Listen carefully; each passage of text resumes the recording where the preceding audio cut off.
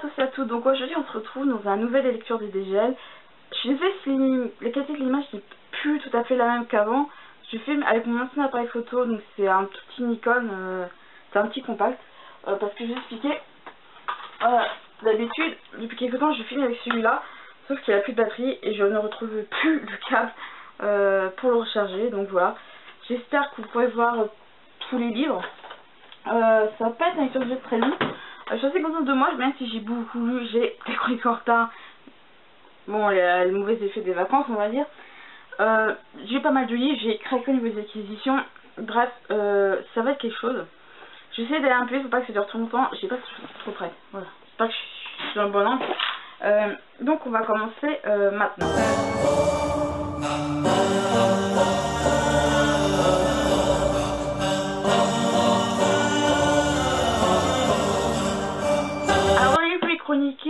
Il y en a deux qui font partie des... Ouais, il y en a quoi, 5-10 à peu près, je sais plus exactement, je vais pas compter. Il y en a deux que j'ai chroniqués. Donc il y a le tome 10 de Saint-Cyr de Stokadas Chronicles, donc sur 10 livres du Sagittaire, de Masami Kurumada et Shirote Shirogi, édité aux éditions Kurokawa. Et les Pourquoi de l'Histoire, donc de Stéphane Bern, donc chez France Loisirs. Pour ceux qui ne sont pas abonnés chez France Loisirs, il est valable aux éditions Albin Michel, donc si ça peut vous intéresser. C'est vraiment des livres que j'ai très bien notés parce que pour le tome 10 de The Stokadas, c'était vraiment une petite perle par rapport aux autres tomes. La série n'est pas finie, on va voir ce que ça donne. Et pour les Pourquoi de l'Histoire, très bien aussi. De toute façon, tout est dans les chroniques. Donc, je le répète, les chroniques, vous avez dans plus d'informations. Vous cliquez sur l'article de la vidéo en question et vous avez de toute façon tous les liens maintenant en chronique. Donc, dans l'ensemble, c'était des bonnes lectures. Que je vous oblige à lire, comme toutes les autres quasiment, que je vous oblige à lire. Et si vous avez lu l'un des deux, n'hésitez pas à me dire votre avis.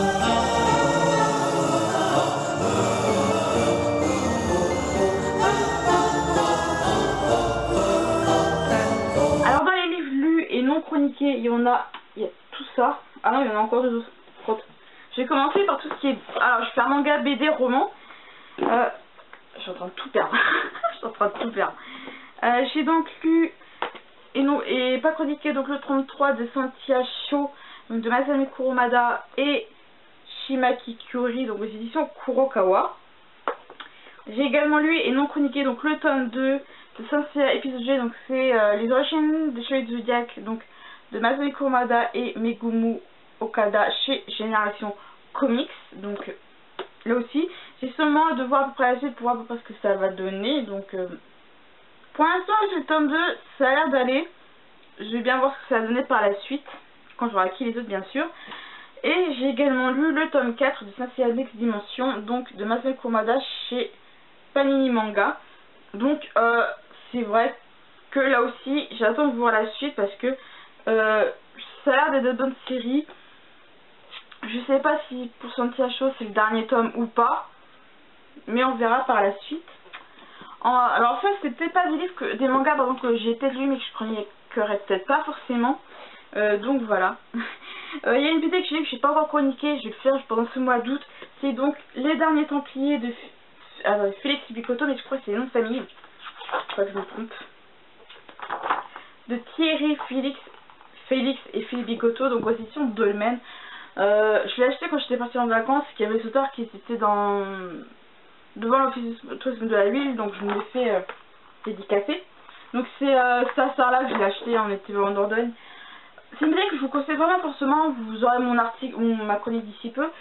C'est une BD qui est vraiment basée sur des faits vrais par rapport aux Templiers, c'est-à-dire là tout ce qui est la perte de Saint-Jean d'Acre, c'est-à-dire que les Templiers n'avaient plus le contrôle de la ville.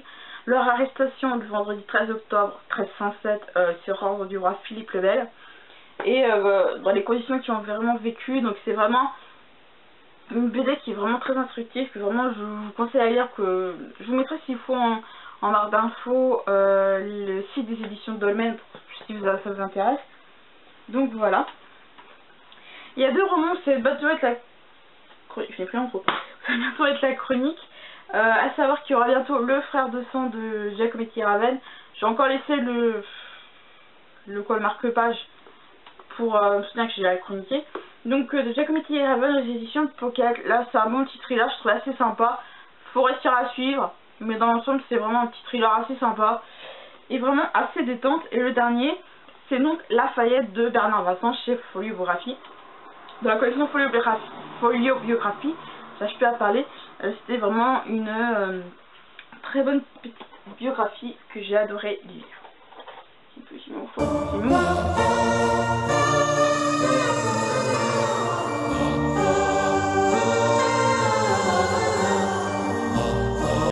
Donc là j'ai passé aux acquisitions, il y en a pas mal. J'ai senti qu'à la fin du mois, s'il le pouvait, mon porte-monnaie m'aurait littéralement tué, on va dire, parce que j'ai 1, 2, 3, 4, 5, 7 ouvrages. Ouais, je crois que mon portefeuille aurait pu littéralement me tuer si ça tenait qu'à moi. Je voulais pas acheter énormément de livres parce que je sais que je partais en vacances, mais les fêtes de vacances et l'endroit était vraiment propice à certains trucs. Donc voilà, à la base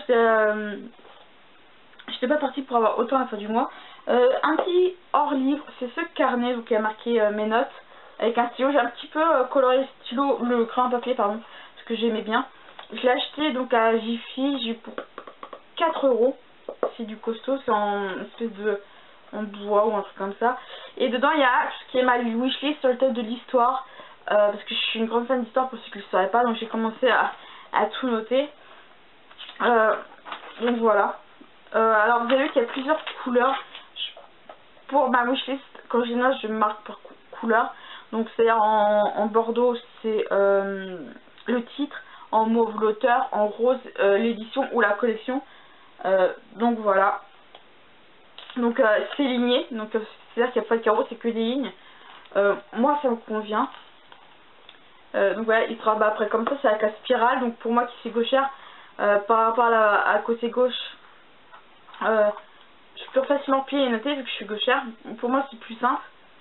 Parce que si c'était pas spirale là pour le côté gauche, ça c'était vachement là parce que j'écris pas comme ça, j'écris avec le cahier de travers. C'est une habitude que j'ai donc voilà. Et puis il y a même un petit élastique, donc je trouve ça très pratique pour qu'il s'ouvre en grand pardon dans le sac. J'ai acheté donc les 4 mangas que vous avez vus, à savoir le tome 3 de Saint Seiya Santia Show, le tome 4 de Saint Seiya Next Dimension, le tome 2 de Next Dimension et le tome 10 de Saint Seiya The Lost Canvas Chronicles. Pour les deux là, c'est un peu grâce ou à cause de alors je suis abonnée à cette personne est abonnée à mon compte sur Instagram, c'est Andromeda Chen, je mettrai son Instagram en barre d'infos, qui avait posté ces deux là en photo. J'étais tentée, je suis allée le week-end même les acheter et j'ai craqué, j'ai acheté les deux autres en plus. Donc voilà, j'ai donc acheté les derniers templiers donc de Félix et Bikoto donc chez Dolmen. Là aussi on va tourner pour mes deux dernières acquisitions pardon, on va continuer à tourner autour des templiers, plus ou moins, un moins que l'autre. Donc j'ai également acheté les croisades 11e et 13e siècle de Claude Le Bédel chez Ouest France dans la collection Poche Histoire. Donc vous voyez c'est un petit poche qui est pas si épais que ça.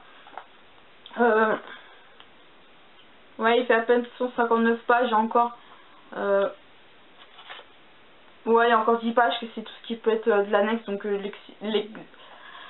lexique, la chronologie, etc. etc. Donc voilà, qu'il y a des repères chronologiques, etc. etc. Étant donné que les Templiers ont participé notamment aux croisades, donc ça peut être vraiment très intéressant. Et 11e, 12e siècle, 13e siècle, ça fait ouais, 1300, 1200 jusqu'à ouais, un peu 1300, 1400 quoi. Donc alors ça je dis beaucoup, à part pour les années 1900, je dirais toujours 1900 quelque chose, mais pour les autres années, j'ai toujours l'habitude de notamment partir des années 1100, j'ai toujours 1100, 1200, 1300, 1400, 1500, 1600, 1700 et 1800, au lieu de dire 1100, 1200, 1300, 1400 et ainsi de suite. Donc soyez pas choqués si je dis pour les années notamment, par exemple, comme j'ai dit tout à l'heure, pour les Templiers, j'ai dit se sont fait arrêter le vendredi 13 octobre 1307. Donc pour ceux qui savent, c'est 1307. J'ai pris cette habitude de toujours dire par exemple 1300 au lieu de 1300. C'est devenu une habitude. Donc je vous signale, je ne soyez pas choqués. Et celui a l'air vraiment sympa. Donc c'est le guide secret des Templiers de Thierry P.F. Lefroy, édition Ouest France aussi.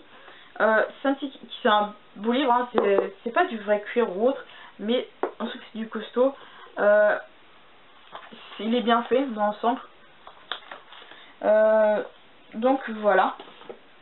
C'est tout pour les acquisitions. Je vais me caler sur les prochains temps.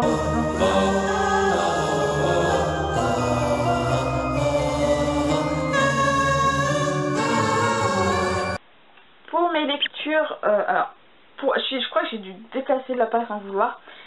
Pour les lectures du mois d'août, je vais déjà lire ce que je devais lire en mois de juillet. Donc, savoir Louis XVII, la pièce argentine de Jacques Assopelza aux éditions AC2C Média dans la collection Histoire. Ça fait un bout de temps qu'il y est. Et je vais voir ce que je peux terminer en livres qui sont, ça fait longtemps que je les traîne. Comme par exemple Le Secret d'Histoire 2, ainsi de suite. Je veux m'avancer au maximum dans mes lectures pour baisser au maximum la palle. Et donc voilà.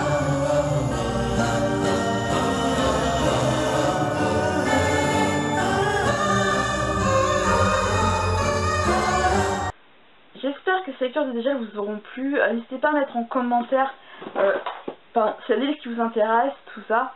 Je suis désolée qu'il n'y ait pas eu de catégorie Maison Prime Médiathèque parce que je vais vous remettre aussi là aussi en barre d'infos, pardon, les lectures de Dégel du mois de juillet. Alors ça c'est lecture du mois de juillet, de Dégel du mois de juillet, pardon, je suis en train de bugger.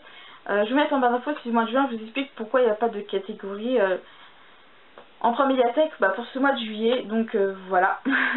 En fait je la fais ça, c'est que j'ai emprunté mes ouvrages fin juin pardon, début juillet, et je les ai jusqu'à début septembre. Donc c'est pour ça. Donc voilà.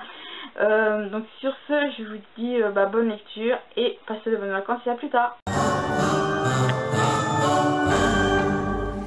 Believe there is another way, and you reach very high, and you breathe in the beauty of an orange summer sky, and you live with a mystery, searching for your tranquility, then Mozart is good for you.